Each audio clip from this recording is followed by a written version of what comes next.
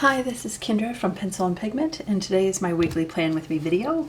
So I'm going to get started. All the supplies I'm using plus how I made this planner will be linked in the description box below. And we're going to get going. Oh, it's November. This is almost full. I will do like planner tours when these are all full and filled up. And I will do like a year one planner tour. I think I'm going to be able to fit 4 years in that one, and that's really, really exciting. So this was a figure drawing challenges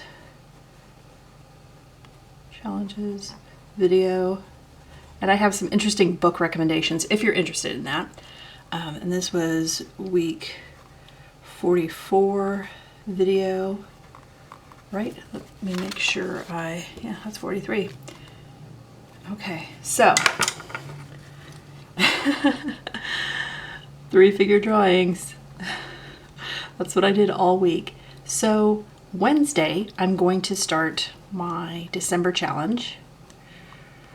And it's 48 pages plus an end papers and the cover. So I'm going to have that take 50 days. It is my last sketchbook. It is the last sketchbook from all the things I bought in 2021. Sorry for the loud cars. This is the last sketchbook I have that doesn't have a purpose. I have 2 sketchbooks left. One is for problem solving, and one is for doing demos on the screen here on YouTube, and that's it. So what I'm going to be doing this week, while I get settled into finishing all these sketches I'm doing for November, is taking the rest of my roll, my Strathmore 500. Yeah, and I am going to create as many sketchbooks as I can. I need to figure out how many sketchbooks I can get out of the last of it, and that will help me plan for the purchase of surfaces for 2026 to see how many sketchbooks I actually need. I don't know how many I need. So let me zoom in. It is really far zoomed out. All right, we are zoomed in. I think you can see that. We have some dates here. I've been working in the garden. We've had like a couple days of sunshine. And let me tell you what, with the sunshine comes me being in the dirt, weeding and cleaning things up. Oh my gosh. So I did 21. I'm calling it 21 figure drawings, even though there's 2 on each page, which would technically make it 42. Figure drawing drawings? Figure drawing sketches. They're very much a sketch. It's been really good practice. I'm going to make some extensive notes in here about my strengths and weaknesses and things I need to work on, because otherwise a year will go by before I go to do more figure drawing again, and I'm going to forget, and I don't want to forget. So that's the whole point of some of my note pages in between these drawing ones. So when I go to do the tour, you will see at the end of the year how I filled everything. I made notes for myself, like, hey, you need to work on bodybuilders. Hey, you need to work on ballet dancers. Figure drawing. So it's hard to remember. If I don't do something a ton, like figure drawing, gosh, the last time I did a figure drawing challenge, it was 2022. So that was a long time ago for me. I'm going to be doing this next 2-week spread. I want to do vertebrates, which are things with a backbone, and I was thinking aquatic. So this week we're going to do a fish. And I just have my polychromos, and all of these are from the original 36 set. If you're looking, I mean, the holidays are coming up. I have some Pentel eraser caps. I'll link everything. If you are looking for a really nice colored pencil set, I think the polychromos are really soft. They do an admirable job of a lot of things. I have my little Mobius Rupert brass sharpener. But for very fine, tiny detail work, just keep in mind that because they're soft, you'll have to sharpen them to keep the pointy tips. We're going to start with the eyeball. I'm just going to build around him. So this is just plain black. And my son told me that orange is his favorite color, so I didn't know. Sometimes, you know, as you age and grow, your favorite color changes. And I think that's really cool that his is orange.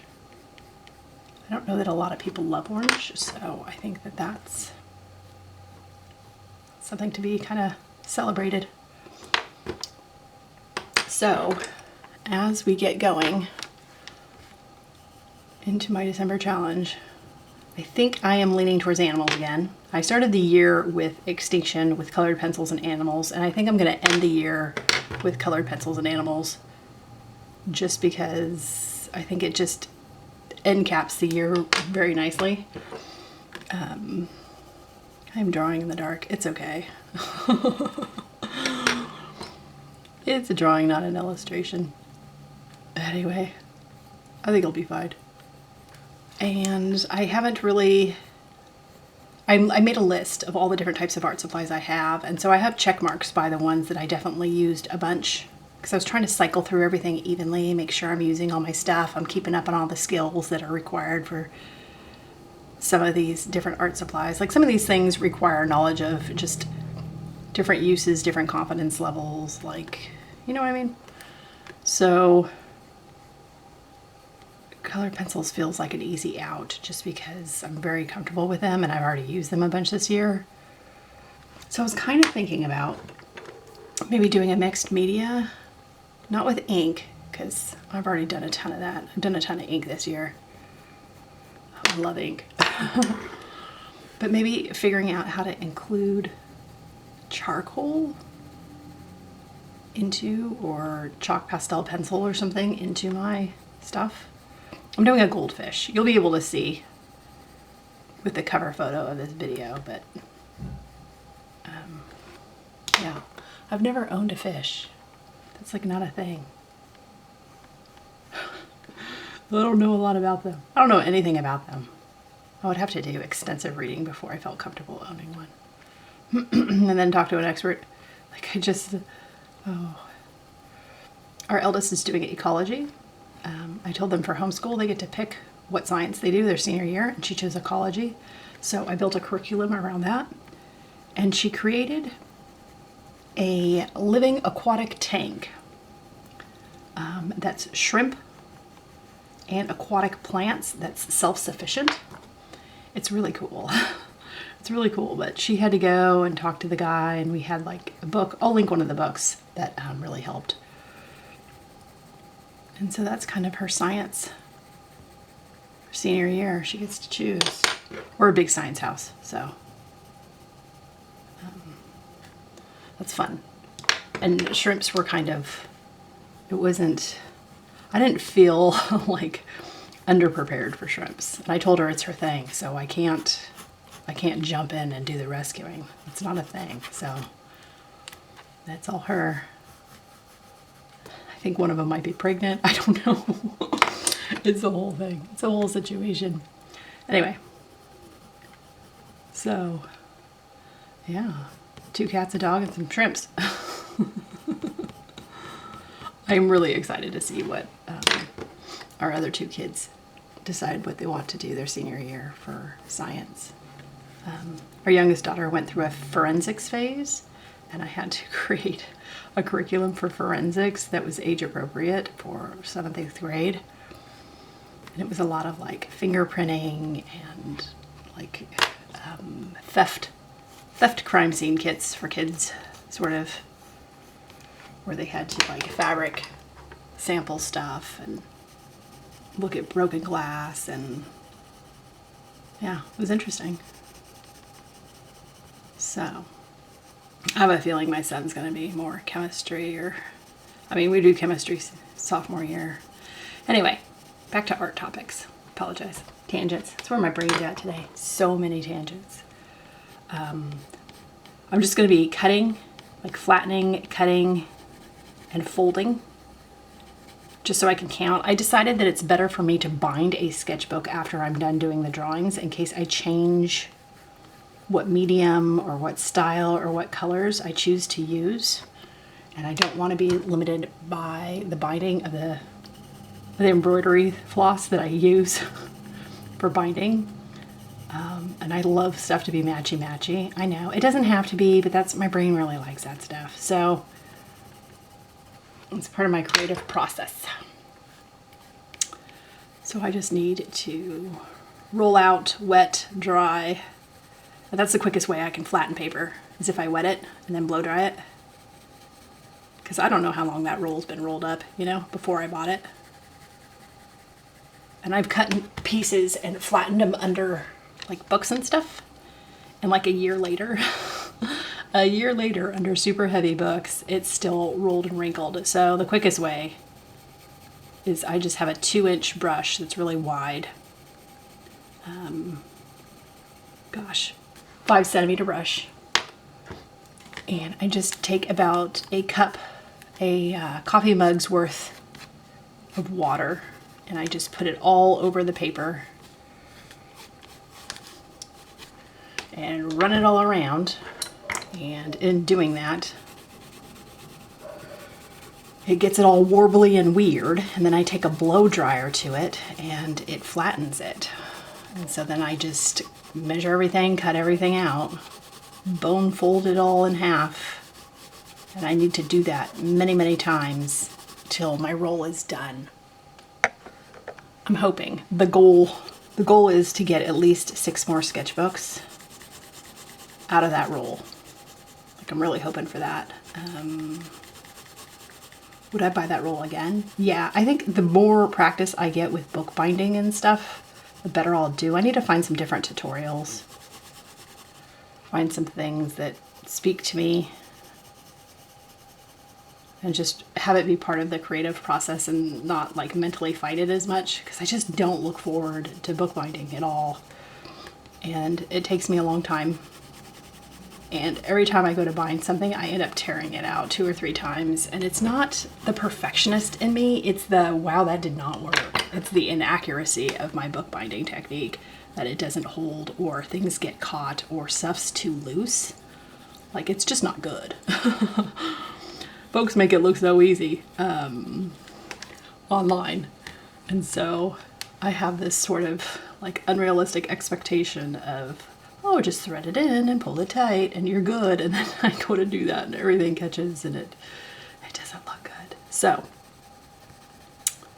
I need to build up that creative muscle of bookbinding, and hopefully I'll get better.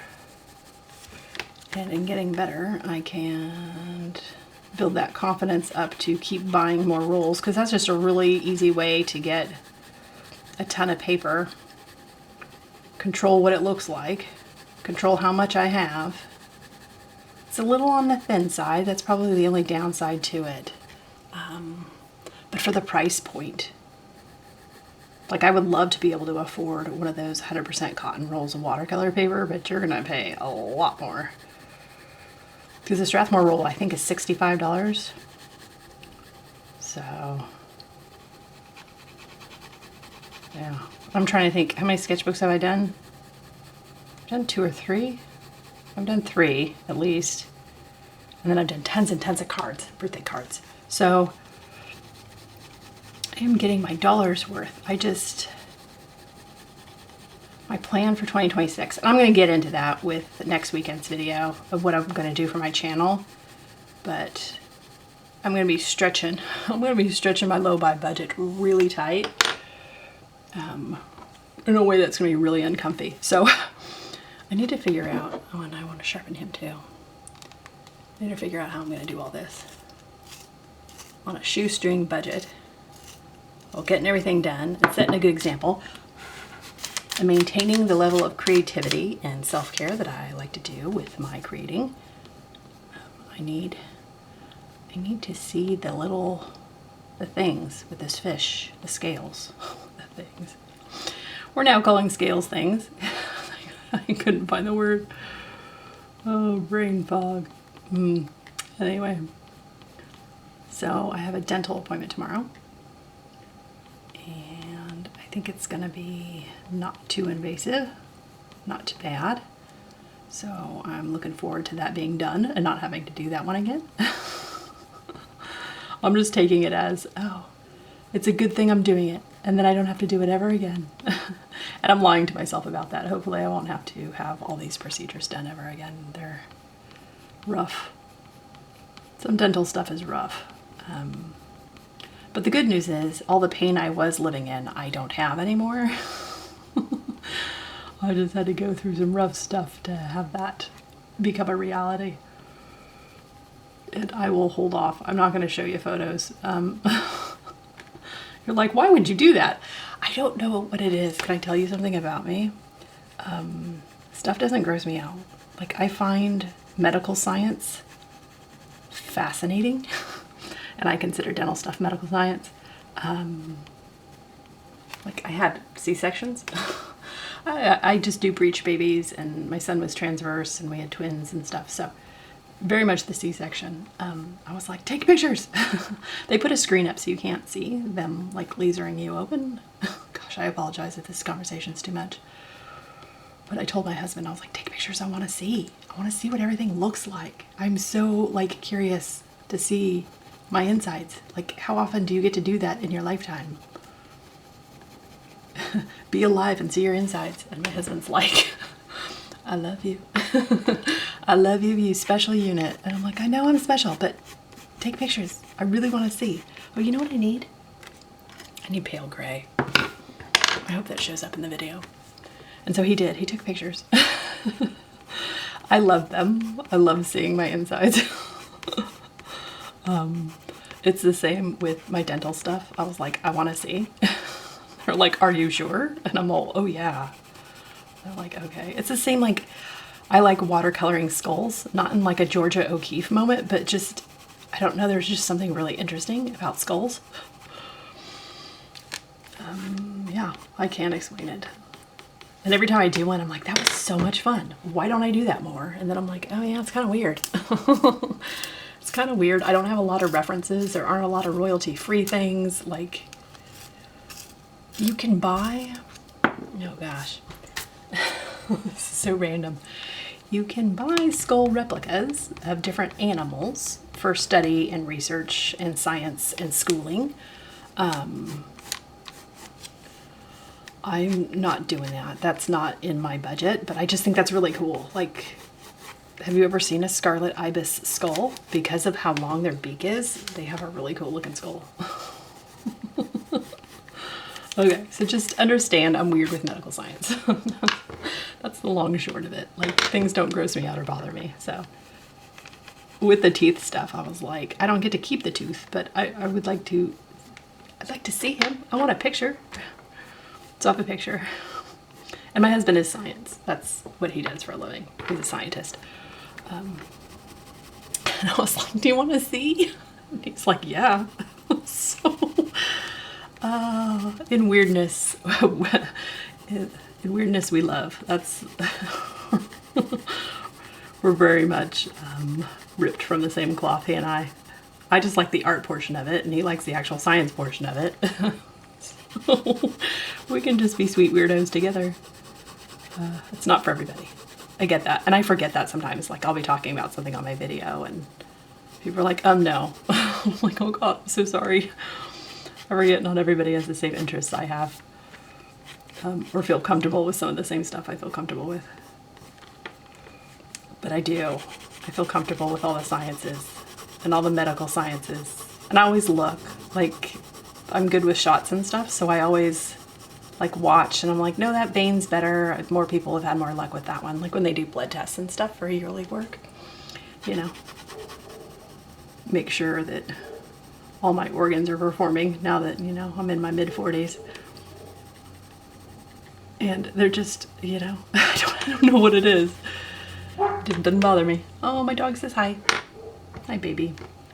The neighbor's dogs are really upset. I can hear them barking. So it's kind of got her in a kerfuffle. They all want to talk about it. Like there's a person, we're worried, panic. Anyway. Yeah, I don't know. I pretty much only do like skulls and stuff with Halloween challenges, which I apologize for the loud car. It's kind of a weird excuse to throw that challenge in. But yeah, and then every time I do one, I'm like, I really need to do this more. I just really enjoy all the anatomy portions of it. Maybe I should just say like anatomy. I enjoy the anatomical bones of painting and creating. So, which is weird. But I also like, you know, fins and feathers. There's a bunch of stuff I like. I think that's the most surprising subject matter out of everything I've created and done over the last few years, and doing drawing challenges back to back to back, month after month, year after year. 24 and 23, I didn't do a lot of monthly challenges. I did kind of a more paper yearly challenge, but in doing all the subject matters, that was the most surprising one that I'm like, wow, I really enjoyed that. I didn't think it was weird. I didn't think it was creepy. I just found it fascinating. Which I get it. It makes me my own weird, wonderful, special unit. Now, I would prefer, I think, a paler color for this, but I want you to be able to see parts of it. And I don't know if you can see it if I go any lighter, so I can't go lighter. Anyway, working on a fish. I just have to remember that they have scales. And it's like one of those things where I'll like draw the shapes and I'll do the layers and I'm like, he's perfect. And then I'm like, that doesn't even look like a fish. Why doesn't my fish look fish-like? And it's just the lack of scales. Like, it just doesn't occur to me. They have to have that thing. So, where it's very prominent and I remember to do it when I draw snakes, I just don't do enough aquatic stuff. I definitely don't draw enough fish. I think I've only done one other fish this year. That's on me. So if I want to get better at the thing, I have got to practice the thing. You know what I mean? Like, I can't expect to get better if I'm not doing it more often. So, yeah. And then I want to create some sort of delineation here.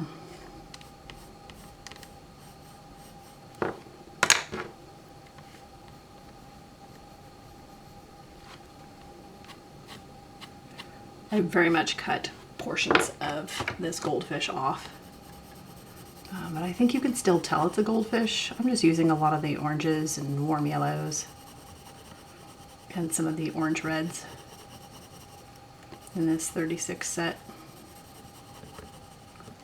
I've said it before and I'll say it again, that the only thing I found lacking since using this set for, I don't know, 3-4 years consistently is the lack of dark greens and more browns, especially if you do a lot of animals or you do a lot of botanicals for convenience, for time saving.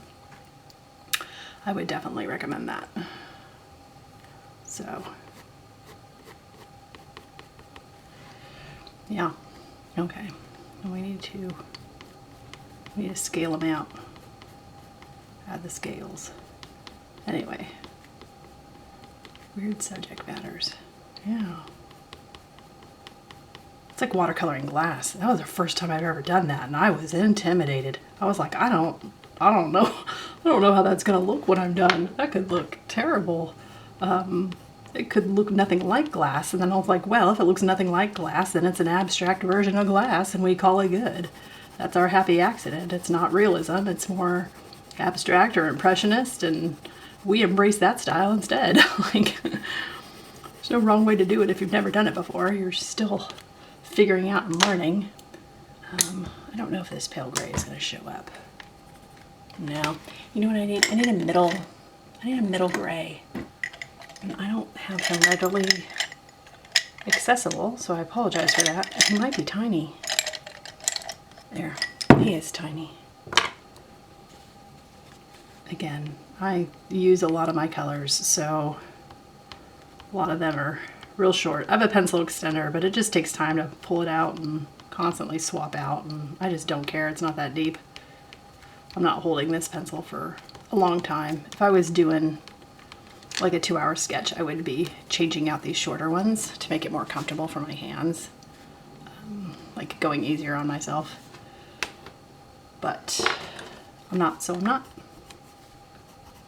I don't know if these are going to be noticeable on the camera, but they will look noticeable in person. So, and I have a pencil board underneath because I tend to get heavy-handed with my colored pencil, and I know that about myself.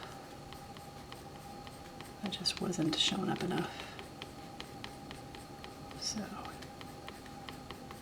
and this Tomoe River's thin, and I don't want indentations on the next page. I'd be like, oh, we're doing a fish every page then.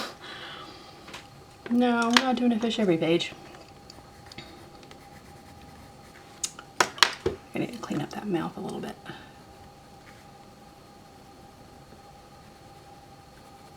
Okay, and as for doing things around like silhouettes or bird silhouettes or insects or things, I'm just going to do little pale bubbles. So we just have a bubble situation going on. And I have a pale blue. I don't even know what he's called. Hold on, let me put my glasses on. Oh, to be farsighted. I don't know. Light ultramarine, 140. Okay. And I'm just going to do pale bubbles. Tiny bubbles that are like heavily colored on one side and paler on another. And it kind of gives, I don't know, I like stuff more asymmetrical. I think in nature stuff is more asymmetrical. I don't think things look perfect. I don't think things make sense. It's nature, you know. And they're gonna be different darkness to light, so different value range, different size range. Okay. I hope you can see all that. Maybe you can, maybe you can't. If you can't, I apologize. It's kind of pale. A lot of bubbles. The next one can have the same colored bubbles. And that's how they'll be matchy, matchy, matchy. Okay, so vertebrates that are aquatic. Things with spines. We can do invertebrates the next 2 week spread or something. I hope you enjoyed this. I hope you have an absolutely wonderful week, and I will talk to you later. Bye.